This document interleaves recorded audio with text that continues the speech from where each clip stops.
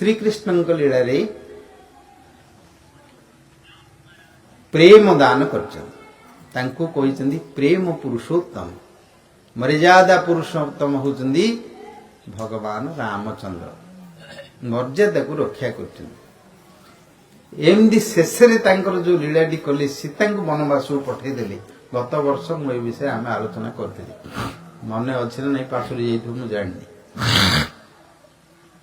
से गोटे भगवान जो निष्पत्ति एवं तांको वनवास वन को पठेदवा राजप्रसाद सूर्यवंशर अयोध्यार पाटराणी जनक नंदिनी भूमिंगर भूदेवी तांकर माता तांकर चरित्र कथा भगवती तांको भगवान आछंदी सेइरु लोक अपवाद लोक माने तो कहर पांगु पार्टी पर बता बता नहीं गोटे कुकुरटे गाँव थे हाथी डाइल मुझे भोग कर दे तो पाखु जीवन टे जा भोग कर दे अगर पड़ू तो धाई नहीं पड़ू क्या छाड़ सी डाइल मत भोग करदे लोक मान सिंधियार स्वभाव ये संसार भितर ये लोक अपवाद भगवान उपरे आणिले जो भगवान चरित्र को कलंक आसला भगवान आछंती चरित्र तैयारी करने जहाँ को शुणिक लोक माने परे उद्धार होकर जीवे तांको प्रति भगवान को प्रति अपवाद सेते बेले भगवान मध्य से अपवाद को ताकू की प्रकार पवित्र करिवे चरित्रटी को सेठी आउथरे एते बड़ निष्पत्ति नेले की करि परिवे जाय पूर्ण गर्भ अवस्था रे पुणी अग्नि परीक्षा करी तांको आनिचंदी समस्त आगे लक्ष्मण के हाथ में पुणी पठेले आउथरे राति कहले तांको तमे जी बोली सी जीवे से सेवक होगी आछंदी देखिचंदी सी तांका आगे अग्नि परीक्षा करके आणले निजे साक्षी एवं सीता विरह सी वृक्ष लता गोदावरी नदी तांको देखिकी कि प्रकार प्रलाप कर देखी सी एबे ए अवस्था रे तांको कहउचंदी वनवास रे छाड़ी नहीं वन रे छाड़ दी आसु केते बड़ कार्य केमती करियो कि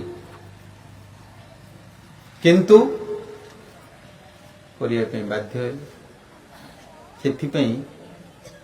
सब लीला को कौ जा आलोचना करने गत वर्ष करते बुझ से आलोचना कले तुमर आखि लुह रही भगवान लीला करुण रस सब तथापि निष्पत्ति चेंज हो गला राम लक्ष्मण मु छोट भाई होगी आईबिनी एथर आसि जो लीला करने बड़ भाई की आस आज बड़ होते कार्य हो ना कि छोट भाई बड़ भाई जोटा कह सी बाध्य धर्म से रही आदेश होदेले मोर आदेश तुम्हें ही कार्य कर न कर मोर शत्रु आ कौन कर एक तो राजा एक बड़ भाई एत निष्पत्ति कले शेष सी से निष्पत्ति कले मु आउ सान भाई की आईबी बस से चेंज हो विषय प्रसंग गले तो बहुत समय लगे आलोचना करने बुझल से लीला ही तो भगवान चरित्र आउ थे ये आसुच्च लीला करने जगत भितर लोक मान को कृपा करके शुणिकी से उद्धार होवे भगवत चरित्र कथा भक्त मान मच्चिता मदगत प्राणा बोधयंत परस्परम कथयंत च मां नित्यं तुष्यन्ति च रमन्ति च तेषां सतत युक्तानां भजतां प्रीतिपूर्वकं ददामि बुद्धियोगं तं येन मामुपजान्ति ते तेषामेवानुकम्पार्थम् अज्ञानजं तमः नाशयामि आत्मभावस्तु ज्ञानदीपेन भास्वता भगवती गीता रे भगवान कहते मोर कथा को जो माने सुनती एवं परस्पर भितरे मदगत प्राण मदगत चित्ता मनरे मो विषय चिंता करती मनुष्य मान गोटे चिंता अच्छी से चिंता छाड़बनी केवे କୋଉ ବିଷୟରେ ଚିନ୍ତା କରିବେ ସେଇଟା ତାଙ୍କର ନିଷ୍ପତ୍ତି କରିବାର ଅଛି, ନିର୍ଣ୍ଣୟ କରିବାର ଅଛି। ଯୋଉ ବିଷୟରେ ଚିନ୍ତା କଲେ ଏ ସଂସାରରୁ ଉଦ୍ଧାର ହେଇକିରି ମୁକ୍ତି ପାଇକି ଭଗବତ ପ୍ରାପ୍ତି ହେଇକି ଆନନ୍ଦ ପାଇବେ, ସେ ବିଷୟ ଚିନ୍ତା କରିବେ। କୋଉ ବିଷୟ ଚିନ୍ତା କରିବେ ଜାଣନ୍ତିନି, ସେଥିପାଇଁ ମୁଁ ମଲେ କେତେବେଳେ ଏ ଚିନ୍ତାରୁ ମୁକ୍ତି ହେଇ ବୁଲୁଛନ୍ତି। କେମିତି ମୁଁ ମଲେ ଏ ଚିନ୍ତାରୁ ମୁକ୍ତି ହେବି ବୋଲି ବୁଲୁଛନ୍ତି। କାହିଁ ଅସତ ଚିନ୍ତା କରୁଛନ୍ତି? ସତ ଚିନ୍ତା କଣ? ସତ ଚିନ୍ତା କରିବେ, ଏଇ ଚିନ୍ତା କରିବାର ଅଛି। ଭଗବାନଙ୍କର ଚରିତ୍ର ଚିତ୍ରିତ ସଂସାର ସଦା, ତାକୁ ଚିନ୍ତା କଲେ ସେଇଥିରୁ ଆନନ୍ଦରେ ଯିବେ। ସତ ଚିନ୍ତା କରିବେ। ଭଗବାନ କହିଲେ ମୁଁ ତାକୁ ଦରକାର ହେଲେ ବୁଦ୍ଧି ମୁଁ ଦେବି, ବୁଦ୍ଧି ଦଉଛି। ବୁଦ୍ଧିଟା କିଏ ଦବ ଏ ସଂସାରରେ? କୋଉଠି ବଜାରରେ ମିଳୁଛି ନା କୋଉଠି ଆଣିକିରି କିଏ କରିପାରିବ ବୁଦ୍ଧି? ଭଗବାନ ଦେବେ ସେ ବୁଦ୍ଧି। ଦଦାମି ବୁଦ୍ଧି ଯୋଗମ, ମୁଁ ଦିଏ ତାକୁ ବୁଦ୍ଧି, ଜ୍ଞାନ ଦିଏ ମୁଁ ତାକୁ। ହୃଦୟରେ କୌଣସି ଅଜ୍ଞାନ ଥିବ, ସନ୍ଦେହ ଥିବ, ତାର ହୃଦୟରେ ମୁଁ ଜ୍ଞାନ ଜାଳିକିରି ବତି ଜାଳିକିରି ଅନ୍ଧକାର ନାଶ କରିଦିଏ। କିମ୍ବା ସାଧୁ ସଙ୍ଗରେ ମୋର ଭକ୍ତମାନଙ୍କ ସଙ୍ଗରେ ମଧ୍ୟ ତାକୁ ପ୍ରାପ୍ତ କରାଏ। ନହେଲେ ଅନ୍ତର ଭିତରେ ଚୈତ୍ୟ ଗୁରୁ ରୂପରେ ଶାସ୍ତ୍ର ରୂପରେ ସେମାନଙ୍କୁ ଦିଅନ୍ତି। ଭଗବାନ ପୋଷଣ କରନ୍ତି ତାକୁ। ହସ୍ତ ବୁଝିବା ଦରକାର ପ୍ରୟୋଜନ କଣ ଅଛି ତାର, ମାହାତ୍ମ୍ୟ କଣ ଅଛି ତାର, ଏବଂ ଆମ ଜୀବନ ଭିତରେ ଏଇ ଜୀବନ ଭିତରେ କେମିତି ଆମେ ତାଙ୍କର ଲାଭ ଆନନ୍ଦ ପାଇପାରିବା। ଭଗବାନ ଆମକୁ ଦେଇଛନ୍ତି, ତାକୁ ଶୁଣିବା ଦରକାର। ଚରିତ୍ର ଚିତ୍ରତମ ଚରିତ୍ର କଥା ଭଗବାନ କଲେ, ବୁଝିଲେ। ରାମଙ୍କର ଚରିତ୍ରରେ କିଏ କରିପାରିବ? ସେ ଚରିତ୍ର କରିପାରିବ? ସେ ତାଙ୍କୁ ଯେତେବେଳେ ପଠେଇଲେ ସୀତା ବି ଜାଣିନାହାନ୍ତି। ଗଙ୍ଗା ପୂଜା କରିବାକୁ କହି ପଠେଇଦେଲେ। ସକାଳୁ ଯିବା ଗଙ୍ଗା ପୂଜା କରିବା ପାଇଁ, ରଥ ଯୋଗାଡ଼ ହେଇଗଲା, ସେଇଠୁ ପଳେଇଲେ। ତାଙ୍କର ତ ଅଭିଳାଷ ଥିଲା, ଯେତେବେଳେ ଗଙ୍ଗାକୁ ପାର ହେଇକିରି ବନବାସକୁ ଗଲେ, ରାମଚନ୍ଦ୍ର ତାଙ୍କର ପୂର୍ବ ବଂଶର ଭଗୀରଥ ତାଙ୍କର ବଂଶର ତାଙ୍କୁ ଆଣିଥିଲି ଧରାତଳକୁ। ଆମର ହଉଛନ୍ତି ଇଷ୍ଟ ଦେବୀ, ବଂଶର ଦେବୀ। ବର୍ଣ୍ଣନା କଲେ ଚରିତ୍ରଟା ଯାକ। ଶୁଣିଲେ ସୀତା, କହିଲେ ଦେବୀ ଆମର ତ ତମେ ଇଷ୍ଟ ଦେବୀ, ମୁଁ ଏବେ କିଛି ତମକୁ ପୂଜା ପାଠ କରିପାରୁନି, ମୁଁ କିଛି ହେଲେ ତମର ସେବା କରିପାରୁନି। ବନବାସରୁ ମୁଁ ଯେତେବେଳେ ଫେରିବି ସେତେବେଳେ ମୁଁ ଆସିକି ତମର ଗଙ୍ଗାଙ୍କର ପୂଜା କରିବି, ମହୋତ୍ସବ କରିବି ବୋଲି ସଂକଳ୍ପ କରିଥିଲି। ସେଇଠି ରାମଚନ୍ଦ୍ରଙ୍କ ଆଗରେ ମଣିଷ ଯେତେବେଳେ ସନ୍ତାନବତୀ ହୋଇଯାଆନ୍ତି, ତାଙ୍କ ମନରେ କୌଣସି ସଂକଳ୍ପ ଆକାଂକ୍ଷା କାମନା କିଛି ନ ରହିବା ଦରକାର। ତାଙ୍କର ମନଟି ସମ୍ପୂର୍ଣ୍ଣ ହେବା ଦରକାର। ପୂର୍ଣ୍ଣ ହେଲେ ଏକା ସନ୍ତାନଟା ମଧ୍ୟ ପୂର୍ଣ୍ଣ ହେବ, ନହେଲେ ତାର ଅପ୍ରଭାବଟା ସନ୍ତାନ ଉପରେ ପଡ଼ିବ। ସେଥିପାଇଁ ଗାଁ ଗଣ୍ଡାରେ ଦେଖିବ ସବୁ 7 ମାସ ହେଇଗଲେ ତାଙ୍କ ପାଇଁ ସବୁ ପିଠା ପଣା କ'ଣ ଧରିକି ଆଇଥାଉଛନ୍ତି, ସବୁ ଖାଇବା ପିଇବା କରିବେ ବୋଲି, ସବୁ ପ୍ଲିଜ୍ କରିବା ପାଇଁ, ସନ୍ତୁଷ୍ଟ କରିବା ପାଇଁ। କାହିଁକି ନା କଲେ ସେ ପିଲାର ଜନ୍ମ ହେଲେ ଖାଲି ପେଟରୁ ଲାଳ ଆଗା ବହୁଥିବ ତାର। ଦେଖୁନ କେତେଟା ଲାଳୁଆ ଥାଉଛନ୍ତି ବୋଲି। ସେ ମାର ଥିବ ବାପ ହେଲେ ସେ ପୁଅକୁ ପଳେଇ ଅଛି। ସେ ଜାଗାରେ ସବୁ ସାଇଣ୍ଟିଫିକାଲି ଅଛି, ନିୟମ ରହିଛି, ଶାସ୍ତ୍ରରେ ବି ରହିଛି। ବଶିଷ୍ଠ ଏବଂ ଅରୁନ୍ଧତୀଙ୍କର 2ଟି ତାଙ୍କ ପ୍ରତି ଆଦେଶ ଥିଲା। ସେ ଯେତେବେଳେ ଯାଇଥିଲେ ତାଙ୍କର ଋଷ୍ୟଶୃଙ୍ଗଙ୍କର ଯଜ୍ଞକୁ, ତାଙ୍କର ଜ୍ୱାଇଁ ପୁଅ ଋଷ୍ୟଶୃଙ୍ଗ ତାଙ୍କର ଯଜ୍ଞକୁ ପଳେଇଥିଲେ। ଏ ସୀତା ବନବାସକୁ ନଥିଲେ, ଏମାନେ କୌଶଲ୍ୟା ସୁମିତ୍ରା ଇତ୍ୟାଦି ଗୁରୁଜନମାନେ ସବୁ ପଳେଇଥିଲେ ସେଇଠି ସିଏ ଲେଖିଥିଲେ ଯେ ଦେଖ ଅଯୋଧ୍ୟାର ଭବିଷ୍ୟତ ସୀତାଙ୍କ ଗର୍ଭରେ ଅଛନ୍ତି। ତାଙ୍କର ସୀତାଙ୍କର ମନସ୍କାମନା କିଛି ହେଲେ ଯେମିତି ଅପୂର୍ଣ୍ଣ ରହିବନି, ତାଙ୍କର ବ୍ୟବସ୍ଥା କରିବ। ସେଠୁ ଆସିଥିଲା। ଇଆଡ଼େ ବଶିଷ୍ଠଙ୍କ କଥା, ସୂର୍ଯ୍ୟ ବଂଶର ଯେମିତି ସୂର୍ଯ୍ୟ ପ୍ରକାଶିତ ହେଇକି ଜଗତକୁ ଆଲୋକ କରୁଛନ୍ତି, ସେମିତି ସୂର୍ଯ୍ୟବରଙ୍କ ଯଶ କୀର୍ତ୍ତି ତମେ ସେମିତି ସବୁବେଳେ ଆଲୋକିତ କରିକି ରଖିବ। ସେଇଠି ୟାଙ୍କର ଆଲୋଚନା ହେଲା, ତମ ମନରେ କ'ଣ କାମନା ଅଛି କି? କହିଲେ ହଁ, ମୁଁ ଗଙ୍ଗାଙ୍କର ପୂଜା କରିବା ପାଇଁ ରଖିଥିଲି, ହେଲାନି। ସେଇଠି କହିଲେ ଭଗବାନ ତାଙ୍କର ଯଶ କୀର୍ତ୍ତି କଥାକୁ ସିଏ ତ ତାକୁ ପ୍ରକାଶ କରାଇବେ। ସେଇଦିନ ରାତିରେ ହିଁ ଯାଇଛନ୍ତି। ଶୁଣିଲେ ତାଙ୍କ ବିଷୟରେ ଚରିତ୍ର ନେଇକି ଲୋକମାନଙ୍କର ଅପବାଦ। ସୀତାଙ୍କୁ ନେଇକିରି ରାବଣ ଧରିକି ଯାଇଥିଲା, ଉଠେଇକି ଧରିକି ତାଙ୍କୁ କାହିଁକି ଧରିକି ଆସିଲେ? ଆମେ ଚାହିଁଲେ ତ ଲକ୍ଷେ ରାଣୀ ତାଙ୍କୁ ବିବାହ କରିଦେଉ, କାହିଁକି ତାଙ୍କୁ ଧରି କାହିଁକି ହେଲେ? ଏତେ ବଡ଼ ସବୁ କଲେ, ଏତେ ବଡ଼ ପରାକ୍ରମ ହେଲେ, ବୀର ହେଲେ, କିନ୍ତୁ କାହିଁକି ସୀତା ପ୍ରତି କାହିଁକି ଏତେ ଆସକ୍ତି କାହିଁକି ସେ ତ ଧରି ପଳେଇଥିଲା ଏଇ କଥାଟି ସବୁ ଭିତରେ ଭିତରେ ଭିତରେ ଆଲୋଚନା ହଉଥାଏ। ଶୁଣିଲି କାନରେ ତାଙ୍କର ପଡ଼ିଲା। ଇଆଡ଼େ ସୂର୍ଯ୍ୟବଂଶର ଯଶ କୀର୍ତ୍ତି କଥାକୁ ପ୍ରଚାର କରିବେ, ସିଆଡ଼େ ସୀତାଙ୍କର ମନସ୍କାମନା ପୂର୍ଣ୍ଣ ହବ। ସେଇ ରାତିରେ ହିଁ ନିଷ୍ପତ୍ତି କରିକି ଡିସିସନ୍ ନେଇକି ଶେଷରେ ତାଙ୍କୁ ନେବା ପାଇଁ ନେଲେ। କଥା ଯଶ କୀର୍ତ୍ତି ପ୍ରକାଶ କରିବାର ଅଛି। ଏ ଜାଗା ଭଗବାନଙ୍କର କର୍ମ କରିପାରିବ କିଏ କରିପାରିବ? କିଏ ସହିପାରିବ କରିପାରିବ? ଭଗବାନ ଶରୀର ନହେଲେ ଯାହା ହଉ ସେ ତାଙ୍କୁ ପଠେଇଲେ। ଲକ୍ଷ୍ମଣ ଭଳି ଲୋକ ହେବାରୁ ଏ କାର୍ଯ୍ୟ କଲେଟି ଆଉ କିଏ କରିବ? ତଥାପି ସେ ସହିପାରିଲେନି। ନୌକାରେ ଯେତେବେଳେ ନେଲେ ଆରପଟୁ ଗଙ୍ଗାରେ ପହଞ୍ଚି ଯାଇଛନ୍ତି, ସୁମନ୍ତ୍ର ମନ୍ତ୍ରୀ ସହିତ ଯାଇଥିଲେ, ସେମାନେ ଏପଟେ ରହିଲେ, ନୌକାରେ ଆଗେ ବସିଲେ, ଯାଇ ପଳେଇଲେ। ଯାଇକି ସେଇଠି ତାଙ୍କୁ କହିଛନ୍ତି, ସେ ତାଙ୍କୁ କହିଦେବ ଆଉ ମୋର ଆଦେଶ ଆଉ ଏଇଠିକି ଆସିବେନି, ଏତିକି କହିବେ କେମିତି? କାନ୍ଦିଲେ ସେଠି। ଲକ୍ଷ୍ମଣଙ୍କ ଭଳି ବୀର ପିଲା ଭଳି ଭୋଗ ରଡ଼ି ଖାଉଛି। ସୀତା ଦେଖିଲେ, କଣ ହେଇଛି ତମର? ସିଏ ତ ସବୁ ବୁଝି ସାରିଲେଣି, ତାଙ୍କର ସବୁ ଲକ୍ଷଣ ଶରୀର ଭିତରେ ସବୁ ଡାହାଣ ଅଙ୍ଗ ସ୍ଫୁରୁଛି, ବିଭିନ୍ନ ଲକ୍ଷଣ ସବୁ ଦେଖାଯାଉଛି, ସମସ୍ତ ସବୁ ଦୁର୍ଲକ୍ଷଣ ସବୁ ବିଜଗି ଶରୀର ଭିତରେ ଭୟ ଲାଗିଲେ, ଭୟ ଲାଗୁଛି, ଏସବୁ ତାଙ୍କ ଭିତରେ ଅଛି। ପୁଣି ତାଙ୍କର ଆଙ୍କୁ ଦେଖିଲେ, କଣ ହେଇଛି କୁହ? କାହିଁକି ତମ ଜୀବନରେ ମୁଁ କେବେ ଦେଖିନି ତମର ଏଇ ପ୍ରକାର କ୍ରନ୍ଦନ, କଣ ହେଇଛି କୁହ? ଜୋରିକିରି ପାଟି କରି କହିଲେ। ଶେଷରେ କହିଲେ, ଭାଇଙ୍କର ଆଦେଶ ଆଉ ଅଯୋଧ୍ୟାକୁ ଫେରିବନି, ସେତିକି କଷ୍ଟରେ କହିଲେ। କହିଦେଇ ପଳାଇଲେ ସାଙ୍ଗେ ସାଙ୍ଗେ କାନ୍ଦିକି। ଦେବୀ ଯେତେବେଳେ ଶୁଣିଲେ ବଜ୍ରପାତ ହେଇଗଲା ତାଙ୍କ। ପୁଣି ଗର୍ଭ ଅବସ୍ଥା, ଗଙ୍ଗାଙ୍ଗରେ ପ୍ରବେଶ କରିଦେଇ ବୁଲିଲେ, ଗଙ୍ଗାରେ ପଳେଇବି ବୋଲି କହିଲେ। କିନ୍ତୁ ଅଯୋଧ୍ୟାର ନରେଶ ରାଜା ତାଙ୍କ ଗର୍ଭରେ ଧାରଣ କରିଛନ୍ତି, ତାଙ୍କର ବଂଶର। କେତେ ବଡ଼ ଦାୟିତ୍ୱ, କରିବେ କଣ? କାନ୍ଦିଲେ, ବାଲ୍ମୀକି ଆସିଲେ, ନେଲେ, ରଖିଲେ, କଲେ। ତାପରେ 12 ବର୍ଷ ପର୍ଯ୍ୟନ୍ତ ଚାଲିଲେ।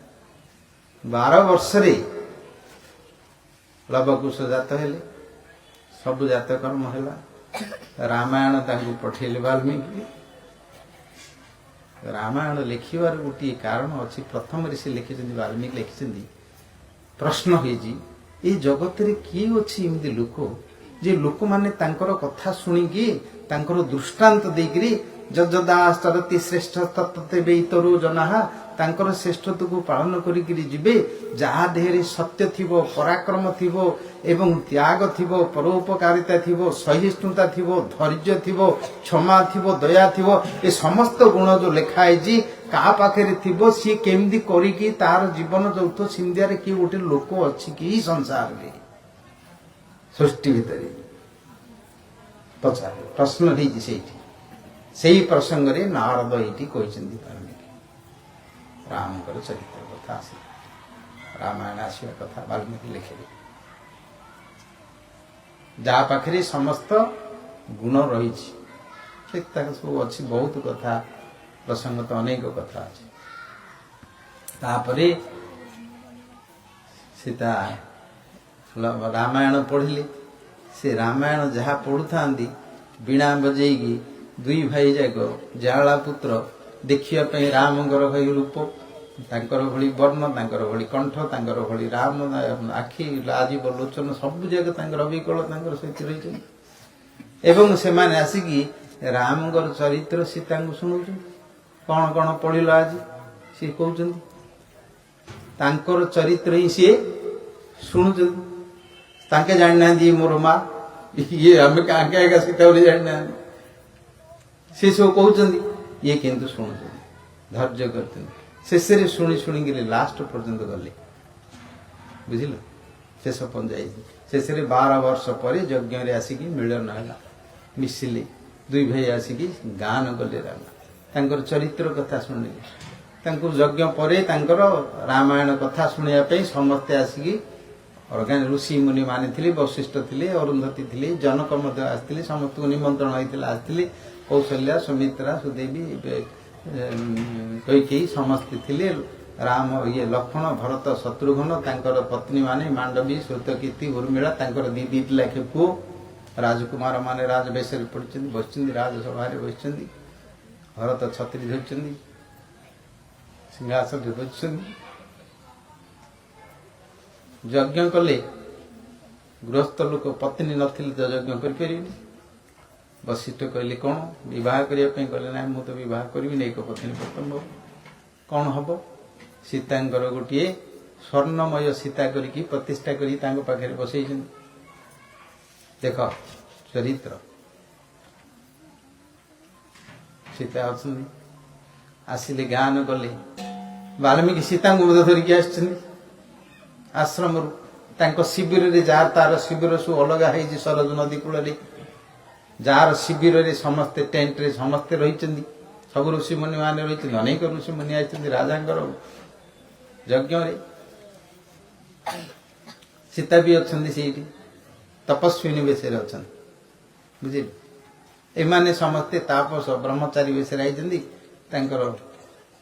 मृग छाल पिंधि जटाजुट इत्यादि रही ब्रह्मचारी बेश आसिया कथा सिमदी राजकुमार बेश तो ना गान कर प्रथम दिन शुणिले सब सुचरित्र कथा अच्छी शेष देखिले सीता मु अच्छी मोर मूर्ति आगे सुनारे तैयारी करी पाखे रखी बस मोर पुत्र माने जे राजकुमार युवराज सी भिखारी ब्रह्मचारी तपस्या रही मुझे तपस्वी नहीं रही मोर रूपटी मोर मूर्ति से रही जदि न रखिक आउ क्या रखी था कि बह करते कि कौन करते रामायण चरित्र अलग ही था शुद्ध ही न था से चरित्र से केते धैर्य धरती रही कहल बुझल केते धैर्य अच्छी मनीषर रही पार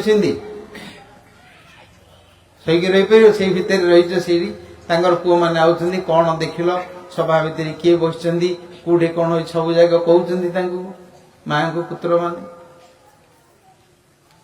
पुओ मैंने जानी ना ये मोर माँ सी मोर बापा प्रथम दिन जिते बड़े आणिले जिते दर्शक अच्छा अयोध्यावासी अच्छा समस्ते राम रूप को देखुं भितर से प्रकार कंठ से प्रकार बाल्य लीला चालीचलन कौशल्या इत्यादि देखी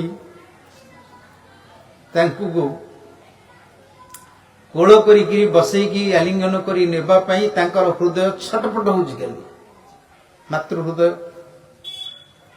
देखुं से पिला बल रामचंद्र रूप देखुं किंतु धर्म आसिक बाधा दौर से ब्रह्मचारी तपस्वी आणिकी जाइए बड़े बसी पारि जिते बड़े शुणिले बाल्य लीला बाल्य कांड मन बाग समस्त आनंद है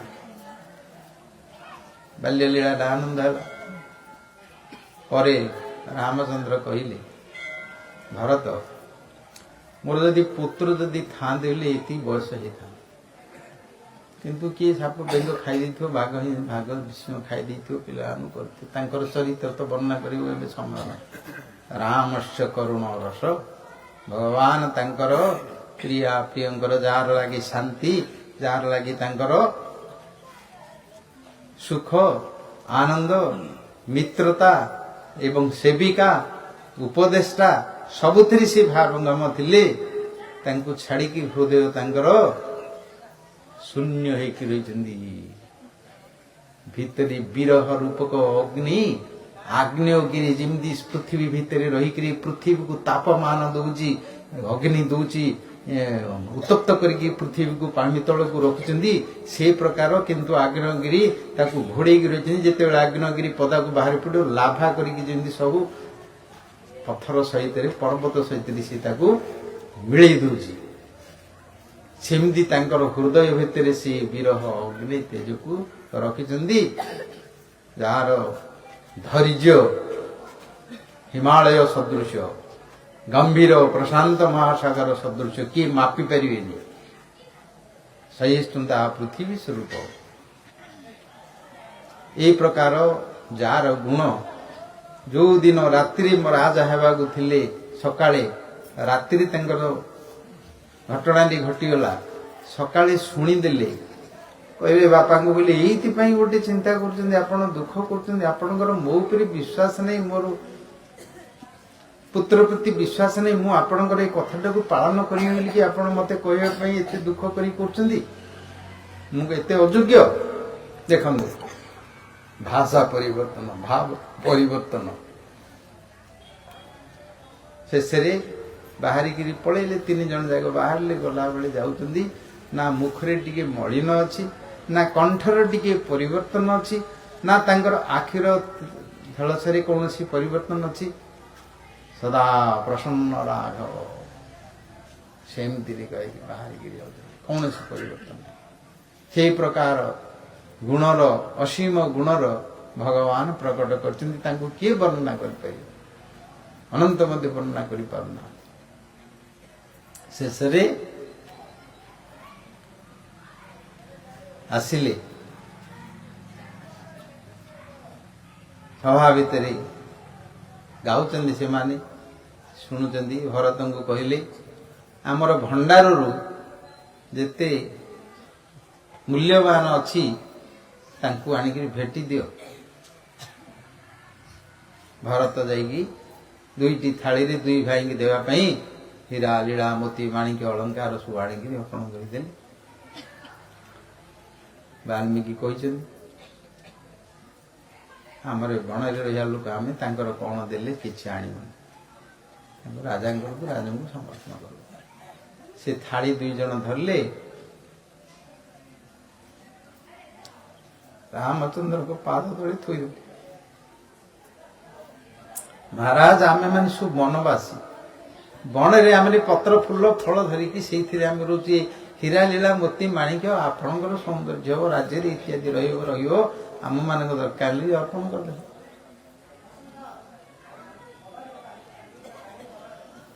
ଯେତେ ଥିଲେ ଋଷି ମୁନି ରାଜା ସାମନ୍ତ ରାଜା ସହିତ ରାଣୀ ମାତ୍ର ଅମାତ୍ୟ ଭତ୍ୟ ସବୁ ପିଲାମାନେ ଥିଲେ ଅଯୋଧ୍ୟାବାସୀ ଯେତେ ଥିଲେ ସମସ୍ତଙ୍କର ହୃଦୟ ଭିତରେ ଭାବ ସମୁଦ୍ର ଦ୍ୱାରା ତରଙ୍ଗିତ ହେଇକି ସେମାନଙ୍କର କୂଳକୁ ଲଙ୍ଗିକିରି ଆଖିରୁ ଆଉ ଗୋଟିଏ ସରଜ ବୋହିଗଲା କରିକିରି ଶୁଣିଲେ କିନ୍ତୁ ସୀତାଙ୍କର ବନବାସ ଉତ୍ତରାଖଣ୍ଡ ଯେତେବେଳେ ଆସିଲା ଆଉ ସେଇଠି ଆଉ କାହାର ଧୈର୍ଯ୍ୟ ନାହିଁ ଯେ ଏମିତି ସୀତାଙ୍କୁ ଅପବାଦ ଶୁଣିକି ଅଗ୍ନି ପରୀକ୍ଷା କରି ଆଣିଥିଲେ ତାଙ୍କୁ ଏମିତି ପଠେଇ ଦେଇଥିଲେ କିଏ ଜାଣିନଥିଲେ ଏସବୁ ଆଙ୍କ ଭିତରେ କରୁଛନ୍ତି ଆଉ ଲକ୍ଷ୍ମଣ ଯାଇକରି କରୁଛନ୍ତି ଏସବୁ ହେଲା ରାମଚନ୍ଦ୍ର ମଧ୍ୟ ଆଉ ଶୋଇପାରିଲେ ଏ କଥା ଶୁଣିବା ପରେ ସ୍ୱୟଂ ରାମଚନ୍ଦ୍ର ମଧ୍ୟ ମୂର୍ଚ୍ଛିତ ହେଇଗଲେ ତାଙ୍କର ଯୋଉ ଧୈର୍ଯ୍ୟ ଥିଲା ତାଙ୍କର ଯୋଉ ଗାମ୍ଭୀର୍ଯ୍ୟ ଥିଲା ତାଙ୍କର ଯୋଉ ସହିଷ୍ଣୁତା ଥିଲା ନାୟକ ନାୟିକା ମାନଙ୍କୁ ଲୋକମାନେ ଭଲ ପାଇବାର କାରଣ କଣ ସେମାନେ ଏତେ ଗୁଡ଼ିଏ ତାଙ୍କ ପ୍ରତି ଟର୍ଚରିଂ କଲେ ମଧ୍ୟ ଏତେ ତାଙ୍କ ପ୍ରତି କି କଷ୍ଟ ଦେଲେ ମଧ୍ୟ ତାଙ୍କେ କଷ୍ଟଟାକୁ ସହୁଛନ୍ତି ଧର୍ମଟାକୁ ପାଳନ କରୁଛନ୍ତି ଗୁଣଟାକୁ ରହିକିରି କରୁଛନ୍ତି ସେଥିପାଇଁ ତାଙ୍କୁ ନାୟକ କରାହଉଛି ଲୋକ ନେତୃତ୍ୱ ନେଉଛନ୍ତି ଚରିତ୍ର ତାଙ୍କର ଶୁଣୁଛନ୍ତି ସେ ପ୍ରକାର ଗୁଣ ନଥିବ ସେ ପ୍ରକାର ତାଙ୍କର ଯେ ଧୈର୍ଯ୍ୟ ନଥିବ ତାଙ୍କ ଲୋକ ନାୟକ କାହିଁକି ହେବେ ତାଙ୍କ ଚରିତ୍ର କାହିଁକି ଶୁଣିବ ଯଶ କୀର୍ତ୍ତି ଖ୍ୟାତି କାହିଁକି ଆସିବ ସେ ଭଗବାନ ମଧ୍ୟ ସେଇଠି ଆଉ ସହ୍ୟ କରିପାରିଲେନି ଏ ଲୀଳାର ବୁଝିଲ ଏ ଲୀଳାର ରସ କି ପ୍ରକାର ଭାବ କି ପ୍ରକାର ଚରିତ୍ର କି ପ୍ରକାର ଯୋଗୀ ମାନେ ଧ୍ୟାନ କରିକି ଜ୍ଞାନୀ ମାନେ ତାଙ୍କର ବିଚାର କରିକି ଦର୍ଶନ ଶାସ୍ତ୍ରରେ ତର୍କ ଶାସ୍ତ୍ର ଭିତରେ ନ୍ୟାୟ ଶାସ୍ତ୍ର ଭିତରେ ତାଙ୍କର ଧ୍ୟାନ ଧାରଣା ସିଦ୍ଧି ଭିତରେ ଏତେ ସବୁ କରି ନେବେ କିନ୍ତୁ ହୃଦୟକୁ ପରିବର୍ତ୍ତନ କରିପାରିବେନି ଭକ୍ତିରେ ଭଗବାନଙ୍କର ଚରିତ୍ର ଶୁଣିଲେ ହୃଦୟ ପରିବର୍ତ୍ତନ ହେଇକି ଆଖିରେ ଅଶ୍ରୁଧାରା ହେଇକିରି ତାର ପ୍ରବାହିତ ହେଇକିରି କର୍ମ ସବୁ ଶେଷ ହେଇଯିବ ଭକ୍ତିର ମହାତ୍ମ୍ୟ ଯେୟା ଭାବର ମହାତ୍ମ୍ୟ ଚୈତନ୍ୟମୟ ଶକ୍ତିର ପ୍ରଭାବ ଯେୟା ସେଇଠି ସମସ୍ତଙ୍କର ହୃଦୟ ପରିବର୍ତ୍ତନ ହେଇଗଲା। ଭଗବାନ ମଧ୍ୟ ସେଇଠି ପଡ଼ିଗଲେ। ସମସ୍ତେ ସୀତାଙ୍କ ନାଁ ଧରି କାନ୍ଦିଲେ। ତାଙ୍କେ ସବୁ ଅପବାଦ କରୁଛନ୍ତି, ତାଙ୍କ ଭିତରେ ସବୁ କହିଛନ୍ତି, ଅପରାଧୀ ସବୁ ସମସ୍ତେ ଅନୁତପ୍ତ ହେଇକିରି ଶେଷରେ ତାଙ୍କର ବିଚ୍ଛେଦ ହୃଦୟରେ ସମସ୍ତଙ୍କର ଜ୍ୱାଳା ଭିତରେ ସମସ୍ତେ ନିଜକୁ ଅନୁତପ୍ତ କଲେ। ସମସ୍ତେ ଅଯୋଧ୍ୟାବାସୀ ରାଜା ରାଣୀଠୁ ଆରମ୍ଭ କରି ପ୍ରଜାଠୁ ଆରମ୍ଭ କରିକି ଯେତେ ଥିଲେ ସ୍ତ୍ରୀ ପୁରୁଷ ସମସ୍ତେ ତାଙ୍କର ଅପରାଧ ରୂପ ଅଗ୍ନି ବିରହରେ ସମସ୍ତେ ଜଳିଲେ। ଉପାୟ କଣ? ଏତେ ବଡ଼ ଅପରାଧ କରିଛନ୍ତି। ଆଙ୍କ ଯୋଗୁଁ ରାମଚନ୍ଦ୍ର ଏତେ ବଡ଼ ନିଷ୍ପତ୍ତି ନେଇଛନ୍ତି। ଅନ୍ତର୍ଦାହ କଥା ଏଗୁଡାକ ସବୁ। ରୋଦତି ଦ୍ରାବା, ଯେମିତି ସୁନା ମାନଙ୍କୁ ରୂପା ସୁନା ପାରଦ ଯାକୁ ଭସ୍ମ କରନ୍ତି, ଆୟୁର୍ବେଦରେ ରସାୟନ କରନ୍ତି, ସେଇ ପ୍ରକାର ମାଟିରେ ତାକୁ ମାଟି ହାଣ୍ଡିରେ ରଖି ତାକୁ ଘୋଡେଇ ଦେଇକିରି ଚାରିପଟୁ ତାକୁ ଧୀରେ ଧୀରେ ଜାଳନ୍ତି। ସେ ସୁନା ତା ଭିତରେ ଧୀରେ ଧୀରେ ଜଳିକିରି ଘୁର୍ରୁ ଘୁର୍ରୁ ଘୁର୍ରୁ ଘୁର୍ରୁ ଘୁର୍ରୁ ହେଇକି ତା ଭିତରେ ଧୀରେ ଧୀରେ ପୋଡି ପୋଡିକିରି ଭସ୍ମ ହୁଏ। ସେଇ ପ୍ରକାର ହୃଦୟ ଭିତରେ ତାଙ୍କର ଯୋଉ ଧୈର୍ଯ୍ୟ ଅଛି, ଶକ୍ତି ଅଛି, ତାଙ୍କର ଯୋଉ ଧୈର୍ଯ୍ୟ ଶକ୍ତି ତାର ରହିଛି, ସେ ଶକ୍ତି ବୁଦ୍ଧି ତାଙ୍କର ମନ ତାଙ୍କର ବିଚାର ଶକ୍ତି ପୋଡି ପୋଡି ପୋଡି ପୋଡି ଶେଷରେ ଭସ୍ମ ହେଲା ଭଳି ଦୁଃଖରେ କଷ୍ଟରେ ରହିଛି। ସେଇ ସମୟରେ ଭରତ କହିଲେ ବାଲ୍ମୀକିକୁ, କଣ ଆପଣ ରାମାୟଣ ଆଣିକି କରିଲେ? ଆମର ସର୍ବନାଶ ହେଇଗଲା ଆପଣଙ୍କର ଏଇ ଚରିତ୍ର କରିବା। ତାକୁ ସମାଧାନ କରନ୍ତୁ। ସମାଧାନ କଣ? ସେତେବେଳେ ଗଲେ ଶିବିରକୁ।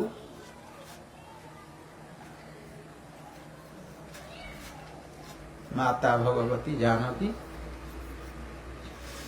ତାଙ୍କୁ ତପସ୍ୱିନୀ ବେଶରେ ସାଙ୍ଗରେ ଧରିକି ପଛରେ ଆସୁଛୁ। ସଭା ଭିତରକୁ ପ୍ରବେଶ କଲେ, ମଞ୍ଚ ଭିତରକୁ ପ୍ରବେଶ କଲେ, ସମସ୍ତେ ରହିଛନ୍ତି। ଦେଖିଲେ ତାଙ୍କୁ ଯେତେବେଳେ ସୀତାଙ୍କୁ ପୁନଃ ତାଙ୍କ ଭିତରେ ପୁଣି ଚେତନତା ଆସିଲା।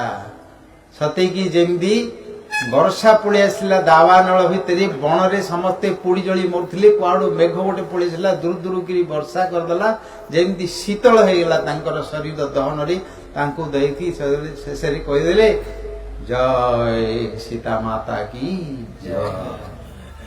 ସମସ୍ତଙ୍କର ଭାବ ପରିବର୍ତ୍ତନ ହେଲା, ଆଖି ପରିବର୍ତ୍ତନ ହେଲା, କାନ ପରିବର୍ତ୍ତନ ହେଲା, ରୋମାଞ୍ଚ ହେଇକିରି ରୋମ ଟାଙ୍କୁରି ଗଲେ, ଭାବ ତରଙ୍ଗ ଭିତରେ ବୁଡିକି ସଞ୍ଚିତ ହେଇଗଲେ। ଜୀବନ ପଳେଇ ଆସିଲା। ଯାହା ହଉ ଆମେ ତାଙ୍କୁ ଦର୍ଶନ କଲୁ, ଯୋଉ ଅପରାଧ କରୁଥିଲୁ, ଆମକୁ କ୍ଷମା କର ବୋଲି ସମସ୍ତେ କ୍ଷମା ମାଗିଲେ। ବ୍ୟାଖ୍ୟା କରିବାକୁ ସମୟ ନାହିଁ, କଣ୍ଠା ପଳେଇଲାଣି, ସିଆଡେ ଟାଇମ ହେଇଗଲାଣି, ଇଆଡେ ଆରତି କରିବାକୁ ମଧ୍ୟ ସବୁ ପଳେଇଲାଣି ବୋଲି ଜଣା ପଡିଲା ନାଇଁ। କଥାର ରସ ଏମିତି ତାକୁ ଆଉ ଟିକେ ନ କରିଲେ ହବ କି? ଏସବୁ ଏକ କଥା ତ ରସ ଯିଏ ତାକୁ ପଶିଲେ ପ୍ରବେଶ କଲେ, କେତେ ସଂକ୍ଷେପ କରି କହିଲେ ମଧ୍ୟ ତାକୁ ଟାଣିକିରି ଆଣୁଛି। ଶେଷରେ ଗଲା ବର୍ଷ କହିଥିଲି, କିନ୍ତୁ ଏକଥା ନ କହିଲେ କୃଷ୍ଣ ଲୀଳାକୁ ବୁଝିପାରିବନି, କୃଷ୍ଣଙ୍କର ଚରିତ୍ର ବୁଝିପାରିବନି। କାହିଁକି ଆମର ଦେଶରେ, ଆମ ସମାଜ ଭିତରେ ମର୍ଯ୍ୟାଦା, ମୋରାଲିଟି ଏଇଟା ହଉଛି ପ୍ରଧାନ। ବୁଝିଲ? ଏଇଠି ସଭ୍ୟ ସମାଜ ଭିତରେ ଲିଗାଲ ଇଲିଗାଲ ଆଇନ କାନୁନ ଏମିତି ସବୁ ଗୁଡାକ ରହିଛି। ପ୍ରେମ କଥା ବୁଝିପାରିବେ ମାନେ, ପ୍ରେମ କଥା ବୁଝିବାକୁ ହେଲେ ଆଉ ଉପରକୁ ଯିବାର ଅଛି। ସେଥିପାଇଁ ଭଗବାନ ମଧ୍ୟ ରାମଙ୍କ ଲୀଳା କରିଛନ୍ତି। ରାମଙ୍କର ଲୀଳାର ପାତ୍ର ଗୁଡାକ ଆଉଥରେ କୃଷ୍ଣ ଲୀଳାରେ ଗୋପୀ ମାନେ ସବୁ ଦଣ୍ଡକାରଣ୍ୟରୁ ଋଷିଥିଲେ। ରାମଚନ୍ଦ୍ରଙ୍କୁ ଦେଖିକିରି ତାଙ୍କର ଯୋଉ ପତି ଭାବରେ, କାନ୍ତା ପ୍ରିୟ ଭାବରେ ସୀତାଙ୍କୁ ଦେଖିକି ଯୋଉ ସେବା କରିବା ପାଇଁ ଭାବ କରୁଥିଲେ, ସେମାନେ ଆସି ଗୋପୀ ହୋଇକିରି ଜନ୍ମ ହୋଇଛନ୍ତି, ତାଙ୍କ ସହିତ ଲୀଳା। ସେଥିପାଇଁ ସେଇଠି ନ ଜାଣିଲେ ନ ଶୁଣିଲେ ତାକୁ ବୁଝିପାରିବନି, ନହେଲେ କହିବ ଅନ୍ୟ ଲୋକ ଭାବ ପଳେଇ ଆସିବ। ତ ସେଇଠି ସୀତା ତାଙ୍କର ଆସିଲି, ସମସ୍ତଙ୍କ ଭିତରେ ଚେତନତା ଜାଗ୍ରତ ହେଲା, ମୁଖ ଖୋଲିଲା, ବାଣୀ ଖୋଲିଲା, ଆନନ୍ଦିତ ହେଲେ, ଜୟ ଜୟକାର ଦେଇକି ହୃଦୟରେ ତାଙ୍କୁ ଯେମିତି ପିଲାଟି କାନ୍ଦୁଥିବ ବସିକିରି ଭୋକରେ ତାର ଜେଠରା ନଳ ହେଉଥିବ କୁଆଁ କୁଆଁ ରାଡ଼ି କରିକିରି କରୁଥିବ। ଯେତେବେଳେ ତା ମାଆକୁ ଦେଖିଦେବ ସେତେବେଳେ ତାର ଯେମିତି ଜୀବନ ଭିତରେ ଯେମିତି ତାର ସଞ୍ଚାରିତ ପଳେଇ ଯାଉଛି, ତାର ଦେହ ହାତ ଗୋଡ଼, ତାର ଯେମିତି ପ୍ରାଣ ତାର ଯେମିତି ଶୀତଳ ହେଇ ପଳେଇ ଯାଉଛି, ମୋତେ ଖାଇବାକୁ ମିଳିବ, ମୋତେ ପିଇବ, ମୋର ଅଗ୍ନି ଶାନ୍ତ ହେଇଯିବ ବୋଲିକି ଯେତେବେଳେ ସ୍ତନରୁ କାଟି ପୁରେଇକି ଯେତେବେଳେ ଶାଢ଼ିକିରି ଟାଣୁଛି ସେତେବେଳେ ଯେମିତି ଜୀବନରେ ତାର ପଳେଇ ଯାଉଛି ଶାନ୍ତି, ସୁଖ, ତୃପ୍ତି, ଆନନ୍ଦ ପଳେଇ ଯାଉଛି, ସମସ୍ତଙ୍କ ଭିତରେ ମଧ୍ୟ ସେଇ ପ୍ରକାର ଭାବ ପଳେଇ ଆସିବ। ଭଗବାନଙ୍କୁ ନମସ୍କାର କଲି, ସ୍ପର୍ଶ କଲି। ଭଗବାନଙ୍କର ମୋତେ ଚେତନା ଅଛି, ଲୀଳା ଶକ୍ତି ତାଙ୍କର ଅନ୍ତରଙ୍ଗା ଶକ୍ତି ତିଆରି କରିଛନ୍ତି ଲୀଳା କରିବା ପାଇଁ ଜଗତକୁ। ସେଇଥିପାଇଁ ସମସ୍ତେ ସେଇଥିରେ ବାନ୍ଧି ହେଇକି ପଡୁଛନ୍ତି। ଜାଣିଲି, ଠିଆ ହେଲି।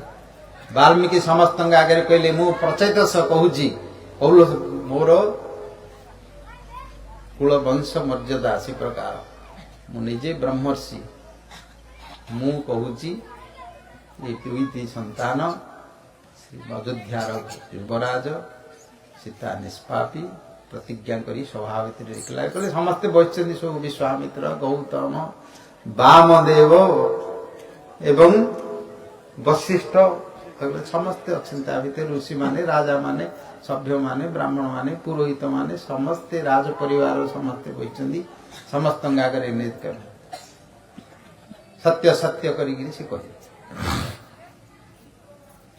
ତଥାପି ରାମଚନ୍ଦ୍ର ଠିଆ ହେଲେ, କହିଲେ, ସୀତେ, ମୁଁ ଜାଣେ ତୁମେ ଅଗ୍ନିରୁ ପରୀକ୍ଷା କରିକି ମଧ୍ୟ ମୁଁ ଲୋକମାନଙ୍କ ପାଖରେ କରିବା ପାଇଁ ମୁଁ ଆଣିଥିଲି। ଅଗ୍ନି ପରୀକ୍ଷାରେ ତମେ ଜ୍ୱଳନ୍ତ ଅଗ୍ନିରୁ ବାହାରିକି ଆସି ତମେ ନିଷ୍ପାପ ନିଜର ଗୁଣ, ନିଜର କୀର୍ତ୍ତି, ନିଜର ଯଶ ସତୀତ୍ୱକୁ ତମେ ପ୍ରତିପାଦନ କରିଛ। ମୋର ସେଇଥିରେ କୌଣସି ସନ୍ଦେହ ନାହିଁ କି ମୁଁ କୌଣସି ସେଇ ପ୍ରକାର ଭାବନା କରିନି। କିନ୍ତୁ ଲୋକ କଥା, ଅପବାଦ, ଚରିତ୍ରକୁ ନିଷ୍କଳଙ୍କ କରିବା ପାଇଁ, ଯଶ କୀର୍ତ୍ତିକୁ ନିଷ୍କଳ କରିବା ପାଇଁ, ଯୋଉଥିପାଇଁ ଭଗବାନ ଅବତୀର୍ଣ୍ଣ ଆସିକି ଲୀଳା କରୁଛନ୍ତି। ରାମାୟଣ ଲେଖା ହେଲା, ଆଜି ଆମମାନେ ଶୁଣୁଛେ, ସମସ୍ତେ ରାମାୟଣ କରିକି ନାଟକ କରୁଛନ୍ତି, ଗୀତ କରୁଛନ୍ତି।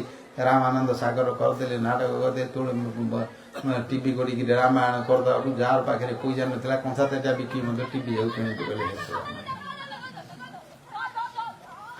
5,000 ବର୍ଷ ନାହିଁ ତ କେତେ ହଜାର ବର୍ଷର ତ୍ରେତୟା ଯୁଗର ଘଟଣା। କୃଷ୍ଣଙ୍କର ଲୀଳା ତ ଦ୍ୱାପରର କଥା। କି ପ୍ରକାର ତାର ଅଛି। ଆଜି ଅନ୍ୟ ଦେଶରେ, ଅନ୍ୟ ଧର୍ମରେ ମଧ୍ୟ ତାଙ୍କର ରାମାୟଣ ସ୍କୁଲରେ ପଢୁଛନ୍ତି, ଗୀତା ପଢିବା ପାଇଁ ସବୁ କରୁଛନ୍ତି ଅନ୍ୟ ଧର୍ମ ବାଲା। ଅସ୍ତୁ ରାମଚନ୍ଦ୍ର ଆଉ ଥରେ ତାଙ୍କୁ କହିଲେ, ମୁଁ ଜାଣିଛି ତମକୁ ଏବଂ ଚରିତ୍ର କରିବା ପାଇଁ ସମସ୍ତଙ୍କ ପ୍ରଜାଙ୍କ ଆଗରେ, କାହିଁକି ମୁଁ ତ ଆସିଲି ସେତେବେଳେ ପ୍ରଜାମାନେ କିଏ ନଥିଲେ। ମୋର ଇଚ୍ଛା ତମେ ଆଉ ଥରେ ପ୍ରଜାମାନଙ୍କର ଆଗରେ ଅଗ୍ନି ପରୀକ୍ଷା କରିକି ସମସ୍ତଙ୍କ ଆଗରେ ପ୍ରତିପାଦନ। ଲୀଳା କରିବାର, ସହିବାର ଶକ୍ତି ମଧ୍ୟ ଅଛି।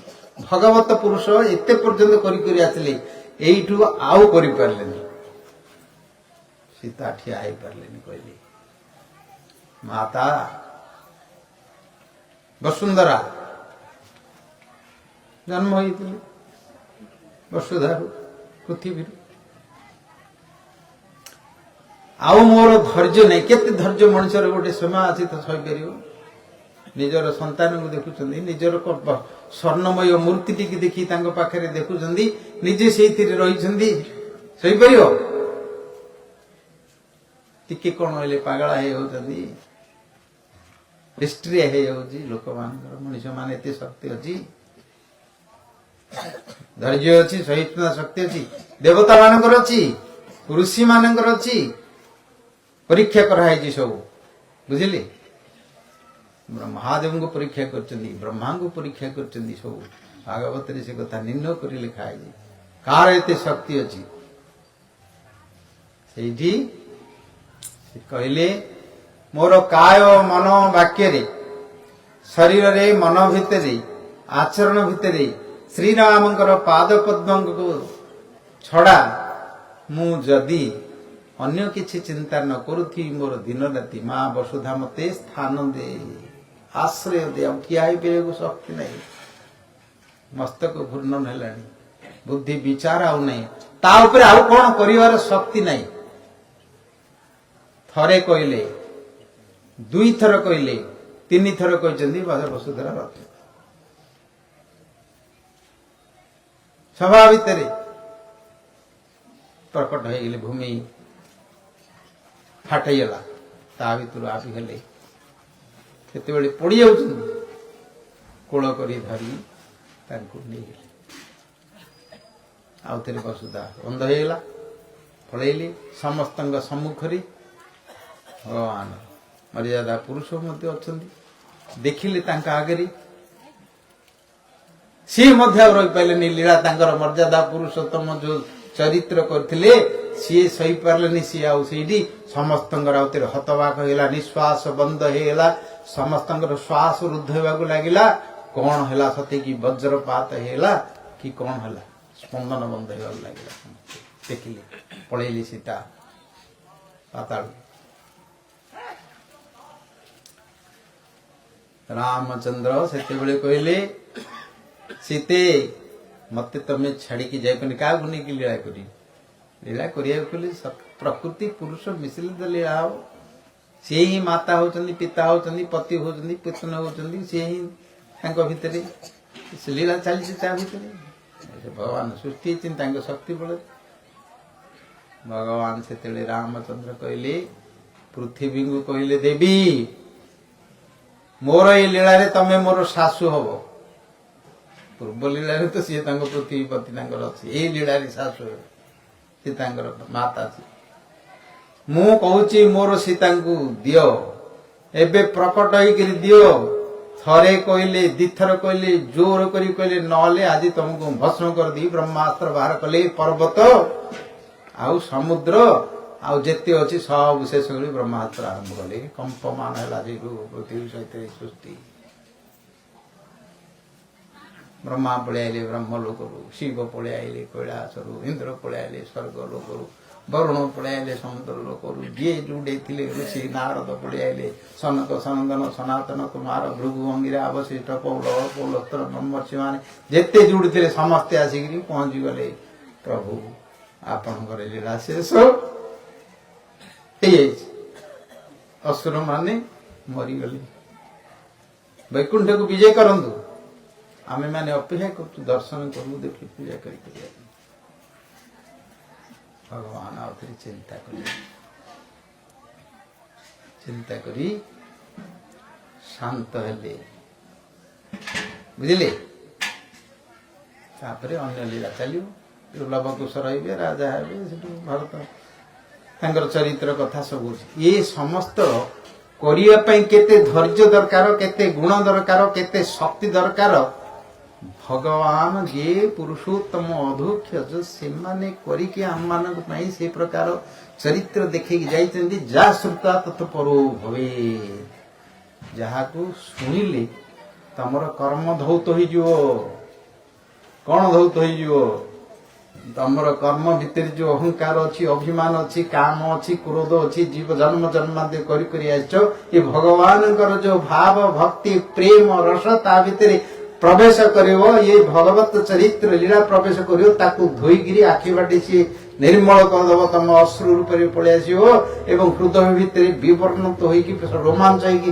प्रकट होगी चारिपाटे रोम कणा देकर चलीज एवं हृदय भितर प्रवेश होगी मन को परिवर्तन कर इंद्रियों को परिवर्तन कर बुद्धि को अहंकार को अभिमान करके भगवत प्रेम मोदी करके जय सियाराम